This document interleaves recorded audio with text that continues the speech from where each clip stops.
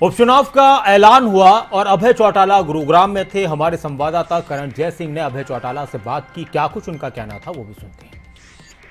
एलानाबाद के उपचुनाव की तारीखों का ऐलान हो गया है। इनेलो नेता अभय चौटाला हमारे साथ हैं। अभय जी, चुनाव की तारीखों का ऐलान हो चुका है, कैसे देख रहे हैं, क्या कुछ तैयारी रहेगी इस बार? कोई तैयारी की जरूरत नहीं है। मैंने जब रिजाइन किया था तो इलाहाबाद की जनता ने फैसला किया था और इस चुनाव में भी इलाहाबाद की जनता ही फैसला करेगी। तैयारियां तो करनी पड़ेगी बीजेपी को, जेजेपी को और कांग्रेस को। हमारा कार्यकर्ता तो कभी बैरक में गया ही नहीं।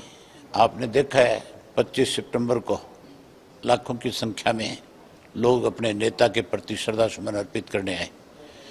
वहीं खुल करके ये दिखाने आए थे कि आप जिसको कमजोर करना चाहते हो अब उसकी ताकत को कोई रोक नहीं सकता।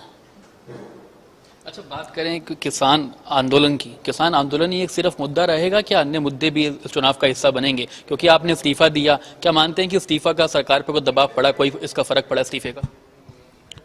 फर्क ना पड़ता तो चुनाव, जब आपके 5 राज्यों के चुनाव हो रहे थे उस वक्त चुनाव करा सकते थे।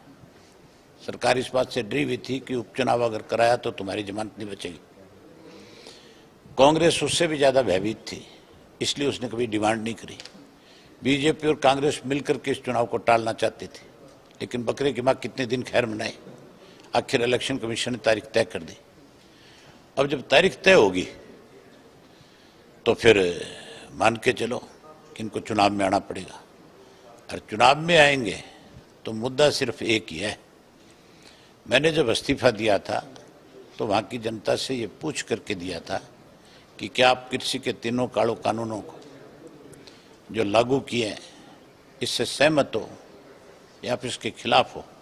लोगों ने खुल करके कहा कि हम इन काले कानूनों के खुल करके खिलाफ है। तो मैंने कहा फिर मुझे, जब आप खुल करके इनके खिलाफ हो तो क्या मुझे इस पद पर रहना चाहिए? उन्होंने कहा कि आप फैसला कर लो। मैंने कहा मेरा फैसला है, मैं इस पद को छोड़ना चाहता हूं। उन्होंने कहा कि जरूर आप इस पद को छोड़ें, ठुकराएं, इस्तीफा दें, हम आपके साथ हैं। आखिरी सवाल रहेगा, क्या इस बार इनेलो की तरफ से उम्मीदवार अभय चौटाला रहेंगे या किसी और उम्मीदवार को मैदान में उतारा जाएगा? 3 तारीख को फैसला होगा इस बात का। 3 तारीख को हमने अपने प्रदेश कार्यकारिणी की भी मीटिंग बुला रखी है और 3 तारीख को ही मैंने इलाहाबाद विधानसभा क्षेत्र के लोगों की मीटिंग बुला रखी। पार्टी के कार्यकर्ताओं की नहीं, आम लोगों की मीटिंग।